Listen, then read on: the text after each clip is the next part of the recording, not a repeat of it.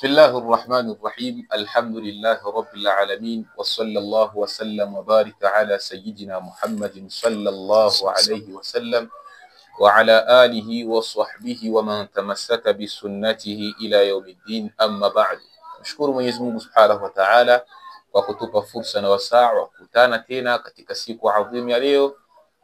Na leo tutakianza rasmi kitabu chetu maarufu الثقافة الإسلامية سلسلة الدروس الدينية للمرحلة الابتدائية. Kitabu hiki maarufu cha الثقافة الإسلامية kipo katika marhala ambao ni ya wale ambao wanaoanza kusoma kabisa, kama ilivyoashiriwa kuwa hili ni al-juz'ul awwal, juzu lake la kwanza kabisa. Na durusi hili tutalisoma tukiwa na kipenzi chetu Al-Habib Abu Amisa. Kwa hivyo karibu sana katika durusi kama na hili tuweze kupata faida kwa pamoja inshallah. Wa barakatuh. Alhamdulillah wa salatu wa salamu ala rasulillah sayyidina Muhammadin sallallahu alayhi wa sallam wa ala alihi wa ashabihi ajmaina mabad. Basi Sheikh, tunashukuru sana kwa hiki kitabu ambacho tunaanza kusoma. Sasa naona kitabu kenyewe kinaonekana ni kizuri. Sasa kwa nini hiki kitabu, au kuna nini, siri gani na ndani yake katika hiki kitabu?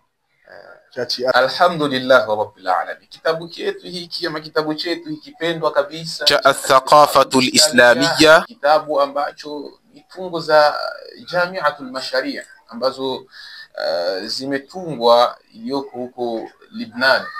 Sasa na tungo za kitabu kama na hiki, wafuasi wanaoishi huko, wafuasi wake wengi ni wafuasi katika fiqh, wanafata madhhab ya Imam Shafi'i radhiyallahu ta'ala anhu wa arda.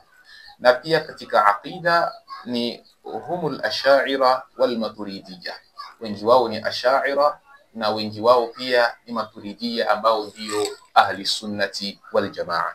Na kitabu hiki tumekichagua, kimezungumza kwa ukubwa zaidi, kama vile ukiangalia katika kipengele chake cha kwanza kabisa ni masala ya aqida. Tungo lake lingine unakuja kuta limezungumzia masala ya fiqh. Tungo lake lingine kabisa likaja katika masala ya akhlaqi, masala ya tabia za Uislamu, na tabia ndio dini yenyewe. Kwa nini sisi tukichagua kitabu kama na hiki? Ni kutokana na faida zinazopatikana ndani yake. Kabla watu hawajabadilika, yatakikana waache athari zilizokuwa nzuri, athari zenye kupendeza, kama vile alivyosema mmoja wenye hikma kuwa qaliluna jiddan man yadhiquna kama arafnahum awwala marra, ni wachache mno wanaobaki kama tulivyowafahamu mara ya kwanza. Kushira kwa binadamu ana tabia ya kubadilika, wana tabia ya kuchange muda, anytime anaweza ka change muda wote, anaweza kabadilika kutoka katika kile ambacho mmemzoea kwacho na kuingia katika hali ambayo ni tofauti na ile. Kwa tumependa kuzungumzia kitabu kama na hiki. Aqida inafungamana nayo kiasi kikubwa, na aqida ndio asli, ndio mizizi ya dini, ndio mizizi ya imani. Ukiporomoka katika aqida, ukiporomoka katika masala ya aqida, basi wewe hakuna ngao yako tunatakayoishika. Maana aqida ndio foundation kabisa yenyewe, ndio foundation yenyewe. Ikiwa utaporomoka kwayo, basi huwezi kupanda juu wala huwezi kuzidi katika chochote, aidha imani au ihsan, utakuwa ni mwenye kuporomoka katika dini yako. Ndio maana tumechagua kitabu kama hiki. Alhamdulillah, inaonekana kama ni kitabu kizuri. Basi Mwenyezi Mungu Subhanahu wa Ta'ala akupatie umri na muda ili tuzidi kufaidika nacho inshallah. Ya Rabbi, amin ya rabbal alamin. Sote kwa pamoja inshallah. الدرس الأول katika kitabu chetu cha Athaqafatul Islamiyya, marhala ambayo ni ya watu wa ibtidaiyya.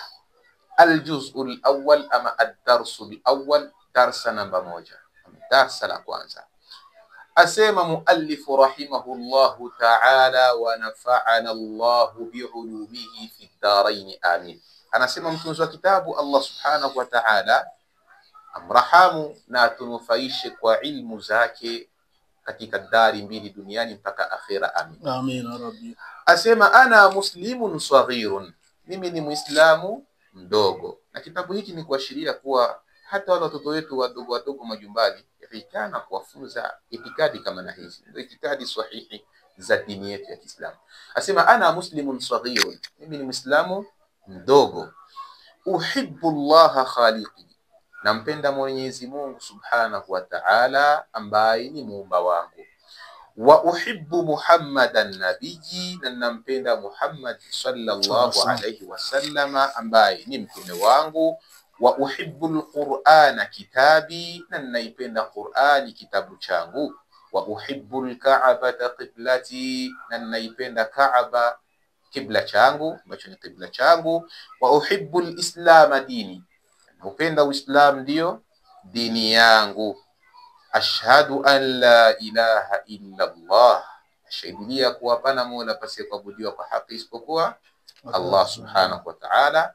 Wa ashhadu anna Muhammadan rasulullah, nashahidia kuwa Muhammad sallallahu alayhi wasallam ni mtume wake. Tunaingia katika kipengele wanachosema lilhifdhi ghaiba, kwa sheria kuwa lifuatalo ama ifuatayo ni kuhifadhi kwa ghiba, yani hifadhi bila kutazama. Inatakikana mtu kiweke katika kichwa chako. Mtoto mdogo mkaririshe maneno kama na haya, atembee nayo kwenye kichwa chake.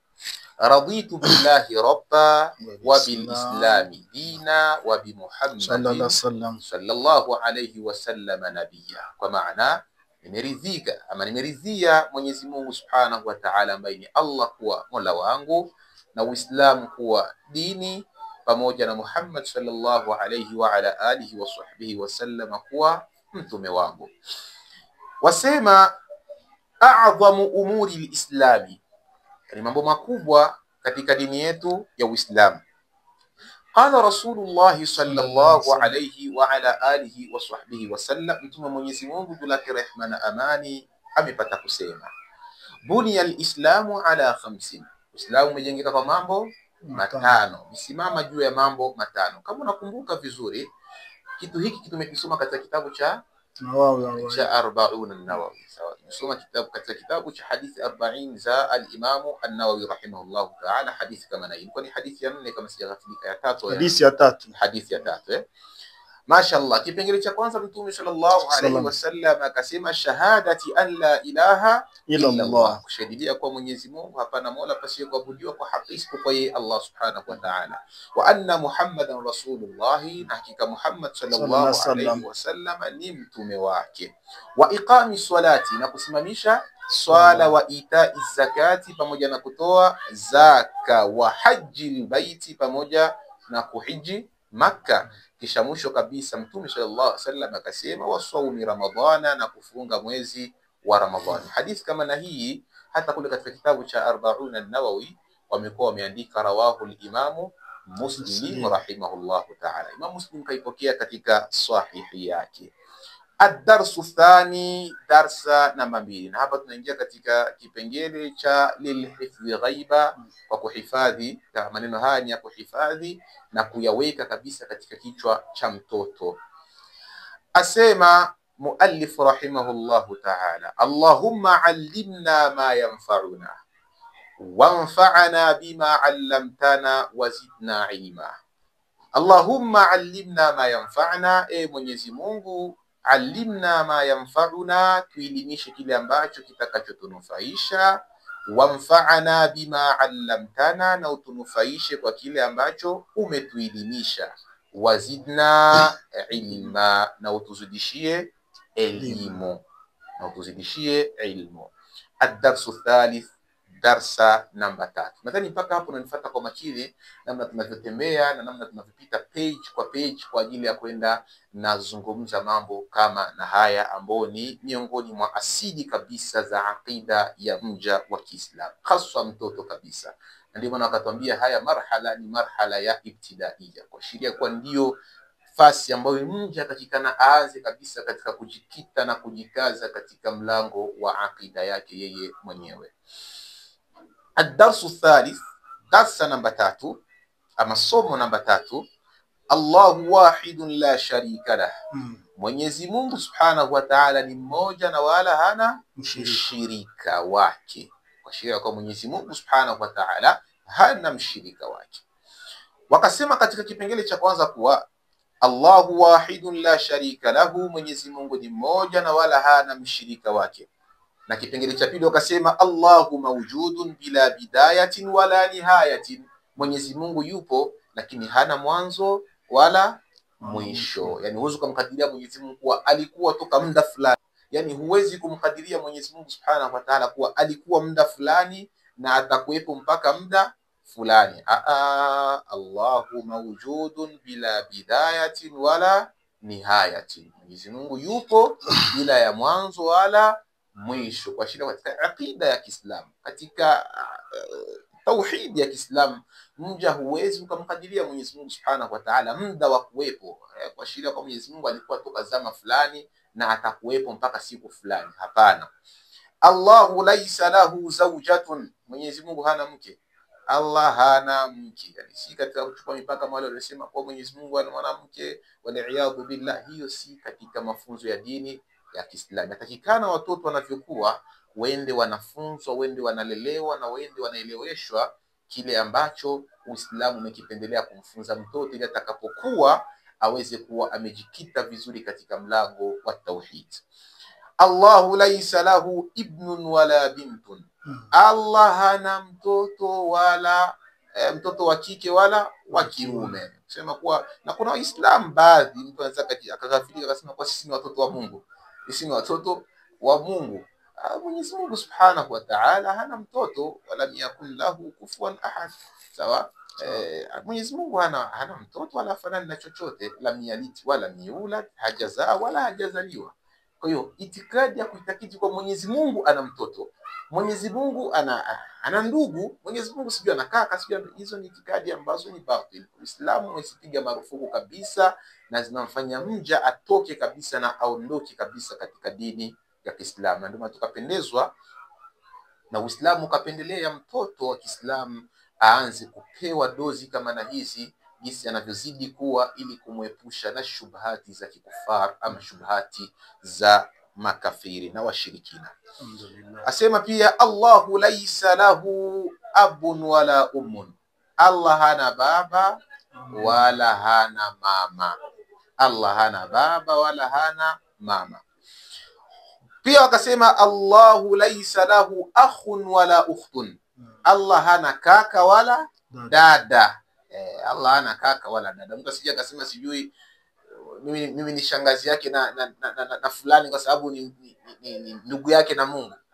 Hizo itikadi ni itikadi ambazo zipo mbali na dini yetu ya Kiislamu. Na mwisho wakasema kabisa, wakasema Allahu la yushbihuna, Allah hatufanani, Allah hafananishwi na sisi. Yani sisi tuko mbali na picha ya Mwenyezi Mungu Subhanahu wa Ta'ala. Bali kuna watu ambao wanaweza kusema kwa Mwenyezi Mungu alitumba kwa mfano wake. Allah ametumba kwa mfano wake, na Muislamu akaitakidi itikadi kama na hiyo ambayo ni batil. Sawa? Batil. Allah ametumba kwa mfano wake, kwa sheria kuwa ni mfano aliyotaka yeye. Nataka hawa waje wawe na nywele hizi. Nataka wewe, ndio mfano ambao Mwenyezi Mungu ametumba, lakini si kwa sura yake. Kwa hiyo hapo mnifuata vizuri kwa makini. Allahu la yushbihuna, Allah hatufanani sisi, wala sisi hatuna muonekano wa Mwenyezi Mungu Subhanahu wa Ta'ala. Na ametusika katika kutokana na sifa dhaifu kama na hizo. Sawa? Ad-darsu ar-rabi', darsa namba 4, wakatuambia kuwa Allahu rabbu kulli shay'in, Allah ndiye mola wa kila kitu. Allah ndiye mola wa kila kitu. Allahu rabbi wa rabbu ummi wa abi, Allah ndiye mola wangu mimi na mola wa baba yangu na mama yangu.